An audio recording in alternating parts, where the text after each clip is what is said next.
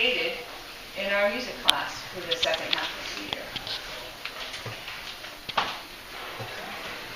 Like many of America's cultures in the time of Columbus, the Mosquito of Nicaragua faced many challenges to their traditional ways of life.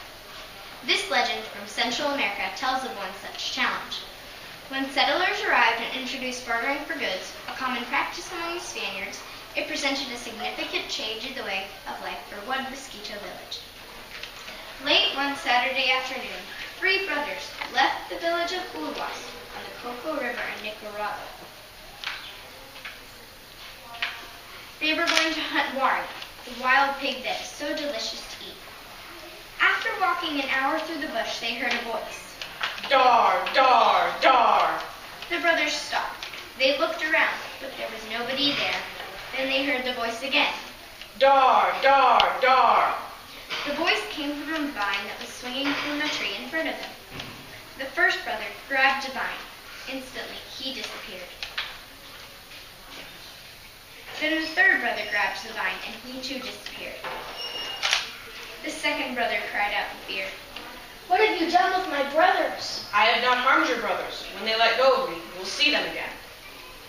The first 2 brothers let go of the vine. Instantly, they became visible again. Who are you? Demanded the brothers in amazement. I am the Dar. When you hold me, neither animal nor human can see you.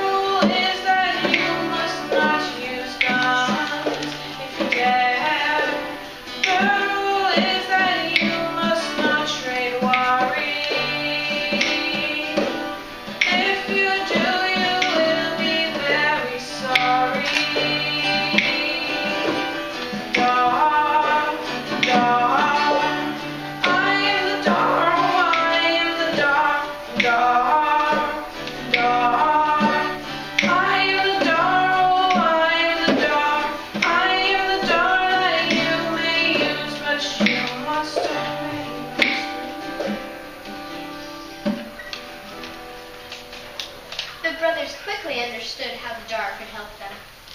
We can sneak up on the wari. Then we can kill them easily with our sticks. Each of the brothers wanted a piece of the Dar. They grabbed for it, but the vine swung away from them and disappeared. Before you take my power, you must promise to use it well. We promise anything. First, you must promise to never sell wari. You must only give it away. Second, you must never hunt with guns. You must only hunt with sticks. The brothers had never sold wari. They had always given it to the people. They had never hunted with guns. They had always hunted with sticks. They knew no other way. We promise. So the Dar allowed each of them to take away a small piece of the magic vine.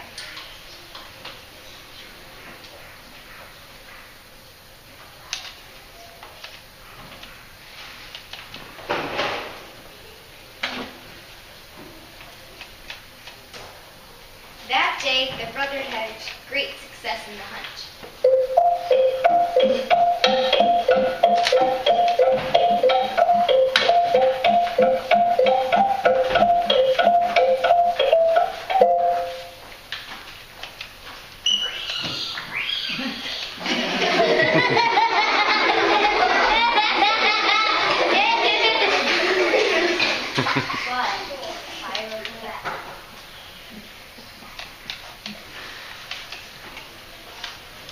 After killing many wari, they hung their pieces of the Dar on the tree and started for home.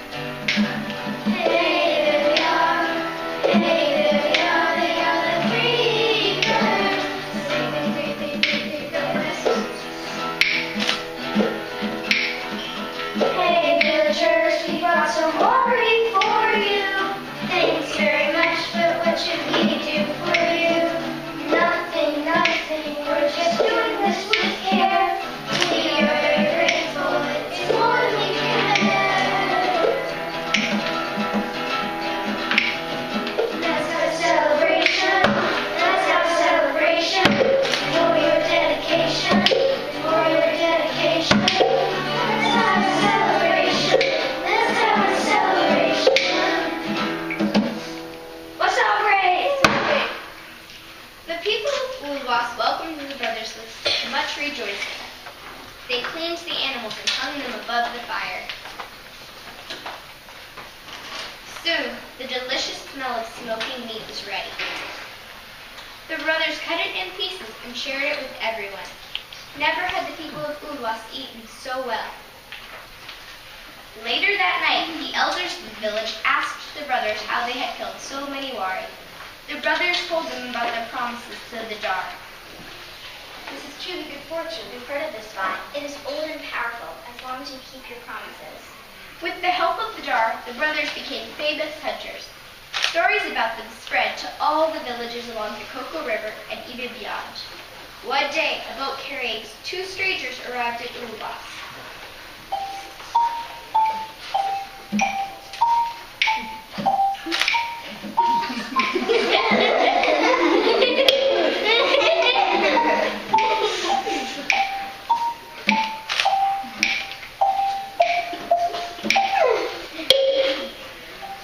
The strangers greeted the brothers and gave them presents, bright-colored cloth and barrels of wine. We have traveled many days to meet such great brothers. The brothers invited the men to eat with them.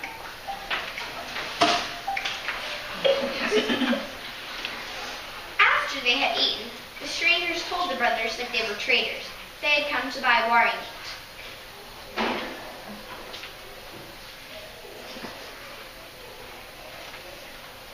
We have trust.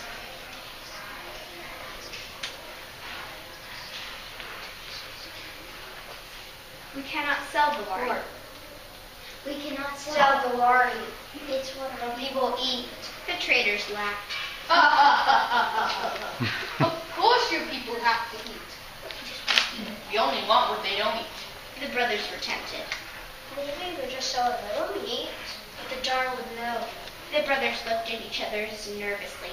Then the third brother said,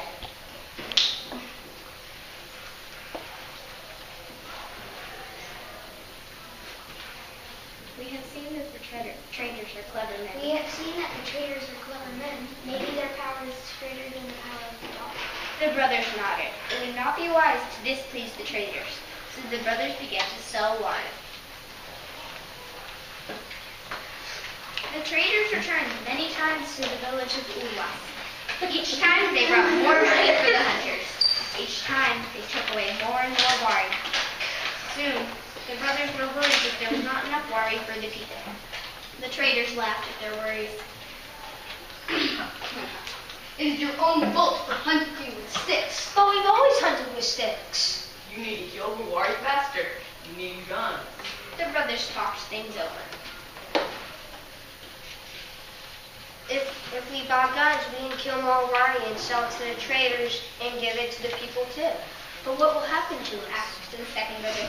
Third brother laughed before he answered. We will become clever men like the traders. So the brothers began to hunt with guns. They had completely forgotten their promise to the jar.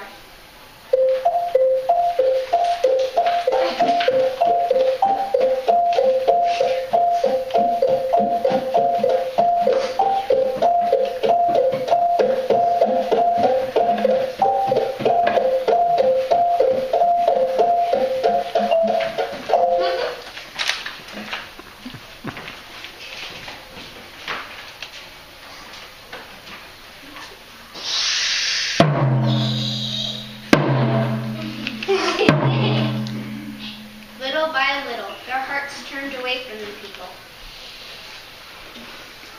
The more meat they brought home, the more they sold to the traders. They were becoming accustomed to the things that money could buy. The elders of the village spoke sternly to the brothers. You must feed the people. They are hungry. The brothers answered angrily. If they want meat, they can pay us like the traders do. But the people had no money. They began to wait for the hunters outside the village. When the hunters returned, loaded down with wari, the people demanded meat. Are you no longer our brothers? Clever men do not give away what they can sell. So they gave the people the spoiled meat, which they could not sell. The people were angry. The hunters laughed and went on their way. They even pushed aside the elders who tried to reason with them. Many months passed. One day, when the brothers returned to the village, the people did not crowd around them as usual. Instead, they backed away. Some covered their eyes and screamed. Others stared in disbelief at this strange procession of dead warriors moving slowly through the air. Only the elders understood what happened. The door has made the hunters invisible.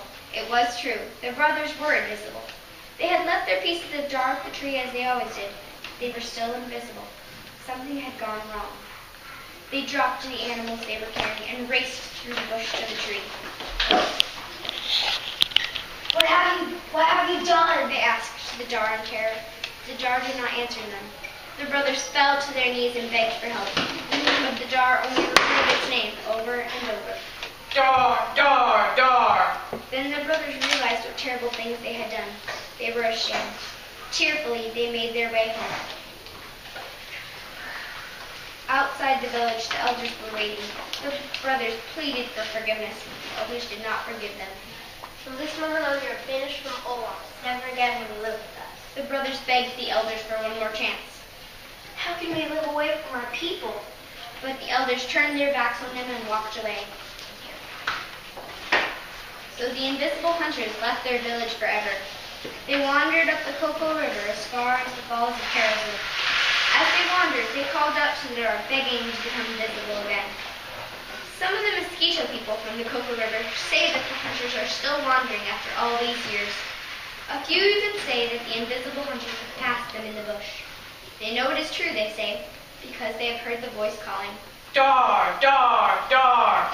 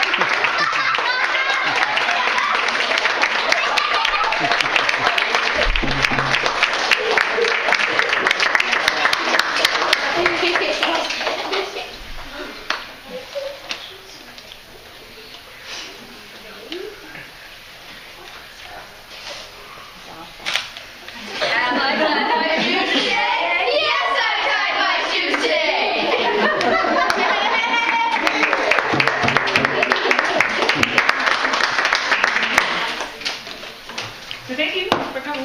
There you go.